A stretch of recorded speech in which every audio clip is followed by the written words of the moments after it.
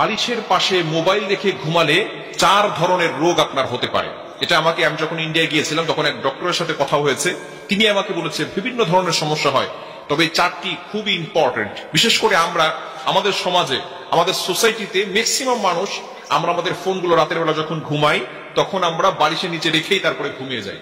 এরকম হয় কি হয় না? বিশেষ করে ম্যাক্সিমাম ইয়াং পিপল যারা আছি তারা আমরা মোবাইল এসে আমাদের যুব সমাজকে একেবারে ধ্বংসের দ্বার প্রান্তে নিয়ে গেছে। মোবাইলে ভালো আছে খারাপ আছে, তবে আমরা ভালোটা ইউজ না করে আমরা খারাপটা ব্যবহার করার চেষ্টা করি। বিশেষ করে বালিশের পাশেই আমরা মোবাইল রেখে তারপরে ঘুমিয়ে যাই।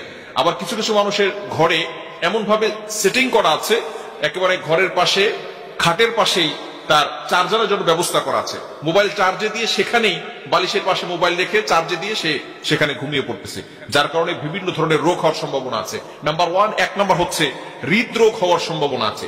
যে বালিশের পাশে মোবাইল রেখে ঘুমিয়ে যায় তার হৃদরোগ হওয়ার সম্ভাবনা আছে। এবং দ্বিতীয় নাম্বার হচ্ছে মাথা ব্যথা হয়। অনেক সময় আমরা বুঝি না কেন যেন মাথা ব্যথা হচ্ছে, ঘুম থেকে ওঠার পরে মাথা ব্যথা করতেছে। মাথা ব্যথা হওয়ার অন্যতম একটি কারণ হচ্ছে এই বালিশের নিচে মোবাইল রেখে দেওয়া। এবং তৃতীয় নাম্বার হচ্ছে ব্রেন ক্যান্সার হওয়ার সম্ভাবনা আছে। মানুষের ইন্টেলেকচুয়াল পাওয়ার, মেধাশক্তি দুর্বল হয়ে যায়। শুধু তাই নয়, ব্রেন ক্যান্সার হওয়ার একটা প্রবল সম্ভাবনা তার হয়ে যায় যদি বালিশের নিচে মোবাইল রেখে ঘুমায়। এজন্য অবশ্যই আমরা এই বিষয়গুলো থেকে দূরে থাকা